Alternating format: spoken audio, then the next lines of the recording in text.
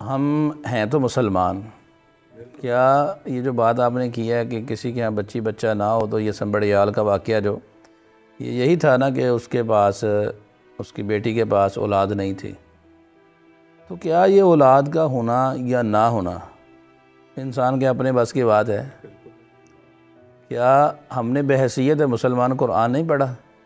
लिल्लाहि मुल्कुस समावाति वल अर्द यखलुकु मा यशा यहबु लिमन यशाउ इनासा व यहबु लिमन यशाउ ज़ुकूर औ युज़व्विजुहुम ज़ुकराना व इनासा व यजअलु मन यशाउ हकीमा।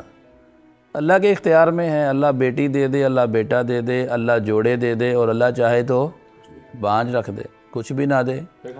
आज पैगंबर मांगते रहे हैं। और आजकल तो हमारे यहाँ एक ये भी बड़ा जुल्म है कि किसी के यहाँ अगर बच्चियाँ ही पैदा हों तो ये भी कसूरवार उस अपनी बहू को कहा जाता है, ये बहू कसूरवार है।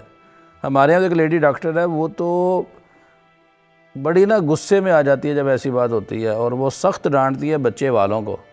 कहती है कि ये खालिसतन साइंसी लिहाज से ये जो बेटी पैदा होती है इसमें मर्द का मामला है, इसमें औरत का कसूर नहीं है।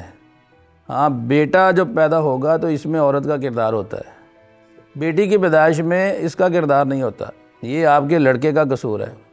लेकिन हमारे यहाँ जुल्म इस हद तक बढ़ चुका है कि मैंने सच्ची बात है, एक वाक़या ये भी हमने सुना है कि किसी के यहाँ 4 बच्चियाँ पैदा हुई और उसके बाप ने यानी कि ससुर ने अपने बेटे से कहा कि इसको अपने घर में भेज दो।